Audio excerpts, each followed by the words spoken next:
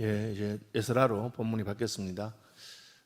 에스라는 역사서에 속합니다. 구약 성경 역사를 우리가 창세기부터 시작해서 에스더까지 12권입니다. 그래서 모세오경이라고 해서 창세기, 출애굽기, 레위기, 민수기, 신명기 5권은 역사도 기록하고 있지만 율법을 기록하고 있어서 토라, 율법이라고 그렇게 말합니다.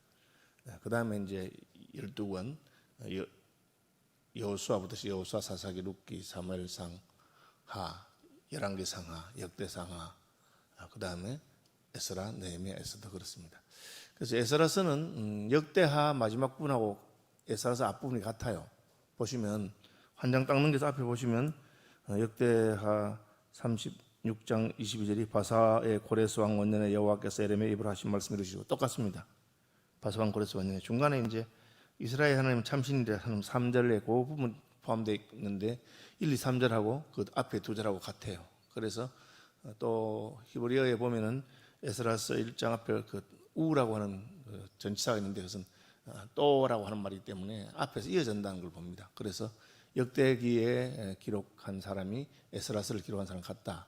에스라서의 책 이름이 에스라인 것은 에스라가 기록했다고 생각되기 때문에 에스라라고 붙여놓은 겁니다. 그래서 역대상하와 에스라는 한 사람이 있었다고 그렇게 봅니다. 그렇게 보는 거죠. 그래서 구약 성경 전체로 볼 때는 이제 출애굽이 중요한 사건이고 그 다음에 여기 바벨론 포로로 잡혀가서 돌아오는 것이 중요한 사건입니다. 그리고 에스라서는 이 사건을 기록하면서 출애굽 사건의 재판, 출애굽 사건이 한 번 더 일어나는 것처럼 출애굽도 애굽의 종노릇 하다가 400년 만에 해방되는 것이고 이 바벨론 포로에서 돌아온 것도 마찬가지로 바벨론에서 포로로 잡혀갔다가 하나님 은혜로 다시 돌아온 사건이라고 그렇게 생각하는 것 같습니다. 그 바사왕 고레스 원년에 여호와께서 예레미야의 입을 통하여 하신 말씀을 이루게 하시려고 그렇게 되어 있는데 이제 예레미야의 입을 통해서 하신 말씀은 예언이죠. 예레미야가 예루살렘이 70년 동안 황폐하게 될 것이다 하는 예언을 했어요. 몇 군데 나오는데 그 예레미야 25장 11절에 보면은 이 모든 땅이 폐허가 되어 놀람이 될 것이며 민족들은 70년 동안 바벨론의 왕을 섬기리라 그렇게 되어 있습니다. 다니엘서에도 보면은 곧 그 통치 원년에 나 다니엘이 서책으로 말미암아 여호와의 말씀이 선지자 예레미야에게 임하여 고하신 그 연수를 깨달았나니 곧 예루살렘의 황무함이 70년 만에 마치리라 하신 것이라. 또 예레미야 29장 10절에 여호와께서 이같이 말씀하시니라 바벨론에서 70년이 차면 내가 너희를 돌보고 나의 선한 말을 너희에게 성취하여 너희를 이곳으로 돌아오게 하리라. 그렇죠? 역대하 36장에도 여호와께서 예레미야 입으로 하신 말씀을 이루시려고 그렇게 되어 있습니다. 여기 이제 에스라는 바벨론에서 포로로 돌아온 것이 그 하나님께서 예언하신 것이 성취되었다 그렇게 말한 것입니다. 출애굽도 마찬가지죠. 하나님께서 아브라함에게 약속하신 것이 그 400년이 지나면 올 것이다. 약속하신 것이 성취되었다 그렇게. 그럼 이제 예언이 성취된 것은 어떤 의미가 있느냐?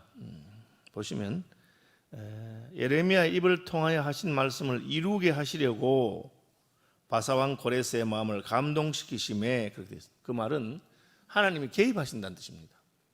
자, 제가 여러 번 말씀드렸는데 하나님의 예언은 예측이 아니에요. 예측.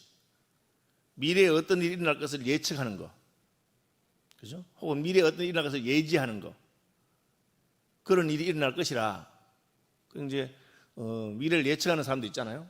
이 세상 사람들의 예언은 그거예요. 뭐 유명한 노스트라다무스가 뭘 예언했다. 앞으로 무슨 일이 일어날 것을 예언한 거예요.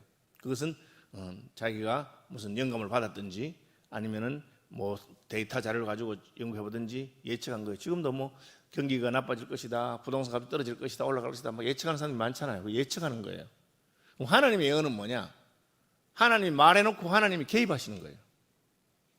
그냥 역사가 저절로 굴러가서 70년이 지나면 어떤 왕이 나타나가지고 그렇게 그 왕이 고레스 왕이라고 하는 왕인데 고레스라는 이름도 나와요.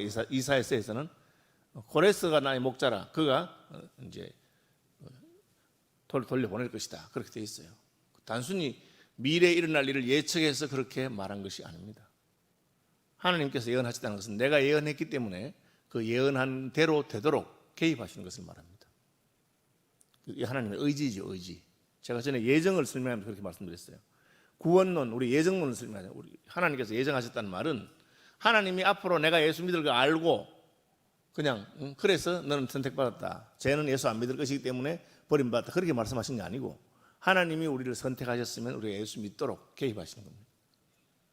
그게 하나님의 의지가 되어 있는 겁니다. 이 바벨론 포로도 핵심이 말씀을 이루게 하시려고 하나님이 바사왕 고레스의 마음을 감동시키십니다.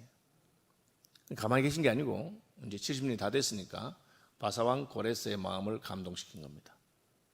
고레스라고 하는 특별한 왕입니다. 이 바산 페르시아죠. 오늘날 이란이라고 하는 지역인데 역사상 아주 독특한 왕입니다. 뭐 그에 대한 전설도 많고 한데 고레스가 왕이 됐는데 그 마음에 바벨론 자기가 이어받았던 그 나라는 바벨론 메데파사잖아요.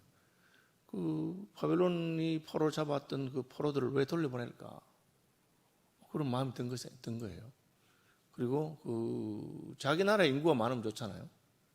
뭐 오늘같이 이제 서울은 너무 인구가 많아서 인구 분산 정책을 쓰자 이렇게 말하는데 뭐 그대로 말하면 인구가 많은 것임인데 그 인구들을 다 원래 지역으로 돌려보내겠다. 그것은 우리가 일반적으로 생각하는 무슨 정책이라든지 그런 나라의 국가의 무슨 일반한 게 아니고 하나님이 개입하셨다는 거예요. 하나님께서 유대인들은 돌려보내면 좋겠다. 물론 여기에 이제 다니엘 선지자 다니엘이 개입했다고 생각하는 분이 있어요. 다니엘 선지자가 고레스 원년까지 있었기 때문에 이 일이 있을 때까지 다니엘이 총리였어요. 다니엘은 네 왕에서 총리를 하거든요. 그죠? 아시는 대로 느부갓네살, 그 다음에 다리오, 그죠? 그 다음에 또 누굽니까? 네 명에서 아수헤로, 그 다음에 고레스까지. 그 다니엘은 이 예레미야의 예언을 하고 있었어요. 그 다니엘이 예레미야 선지자 예언한 것을 붙들고 계속 기도하고, 그리고 그가 70년이 지나서 총리가 된 후 70년이 지나서 마지막으로 하나님 앞에서 자기 민족을 위해 산 것이 아마 고레스 왕에게 이 민족을 돌려보내주는 게 좋겠다, 그렇게 말했습니다. 바세왕 고레스는 말하노니 하늘의 하나님 여호와께서 세상 모든 나라를 내게 주셨고, 이거 다 특이한 거예요. 이방 왕인데 하나님께서 세상 모든 나라를 자기에게 주었다. 그 당시 제국의 황제가 됐죠. 나에게 명령하사 유다 예루살렘의 성전을 건축하라 하셨다. 이게 고레스 왕이 성전을 건축해야 되겠다, 그렇게 말한 겁니다. 그래서 너희 성전이니까 너희 건축해라. 이 말은 고레스가 이스라엘 하나님 여호와 하나님을 섬겼다는 확실한 증거는 아닙니다. 성경학자들이나 학자들은 그냥 고레스는 그 페르시아의 신들을 섬기는, 그런데 그 어떻게 알았는지 모르지만 이 이스라엘 백성들의 하나님에 대한 그 개념이 있었고, 그래서 조서를 보낼 때 그 사람들이 듣기 좋은 말로 그렇게 했을 것이다. 혹은 뭐 우리 생각에 그거 진짜 하나님 믿었는가? 그것은 우리가 알 수 없죠. 성경이 표현하지 않으니까. 어쨌든 그는 이스라엘 백성들에게 너희 하나님이 참 하나님이다. 이스라엘의 하나님은 참신이라. 너희 중에 그의 백성된 자는 다 유다 예루살렘으로 올라가서 이스라엘의 하나님 여호와의 성전을 건축하라. 그는 예루살렘에 계신 하나님이시니라. 그렇게 말했습니다. 고대 전쟁은 신들의 전쟁이기 때문에 전쟁에 진 나라의 신은 힘이 없습니다. 그렇게 생각하고 그 전쟁에 진 나라의 신을 위해서 성전을 다시 건축한다든지 뭐 하는 것은 이상한 이야기예요. 그래서 이게 그 바벨론 포로 시대에도 다니엘과 같은 믿음의 사람들이 있어서 하나님께서 사자굴이라든지 불못불이라든지 그를 건지신 그 역사를 드러내므로 저 나라가 망한 것은 백성들이 하나님을 잘못 섬겨서 그 민족이 망한 것이지 그 하나님이 능력이 없는 분은 아니다 하는 그런 깨달음을 주었는지 모르겠어요. 다니엘이 그런 이야기를 늘 하고 꿈을 해몽할 때도 하나님께서 가르치셔야 된다고 말하고, 그렇게 하죠. 성경에서 이제 우리가 이 바벨론 포로 시대와 포로 후 시대의 구약의 기록은 포로 시대에 있었던 사람들은 선지자로 말하면 예레미야 선지자가 바벨론 포로로 잡혀갈 때, 그 다음에 다니엘 선지자가 포로로 잡혀갔죠. 에스겔 선지자가 포로 수용소에서 이 세 명이 있었고요. 역사책으로 말하면 방금 읽은 에스라, 느헤미야, 에스더, 이게 포로에서 포로 시대에 돌아오기도 하고 하는 그런 책이고요. 그럼 선지자로 말하면 구약성경 마지막 세 책, 학개, 스가랴, 말라기, 학개, 스가랴, 말라기 이 세 권이 바벨론 포로에서 돌아온 다음에 예언된 내용입니다. 하나님께서 역사에 개입하신다. 여러분 이걸 늘 믿어야 됩니다. 성경에 말씀이 있으면 아유 긴가민가하고 뭐 그렇게 되겠나, 하나님이 말씀했으니까 되겠나 그렇게 생각할 수 있는데 하나님의 뜻은 그게 아니고 내가 하겠다는 것이죠. 그것은 나의 의지가 포함되어 있는 것입니다. 하나님의 의지를 미리 밝히시고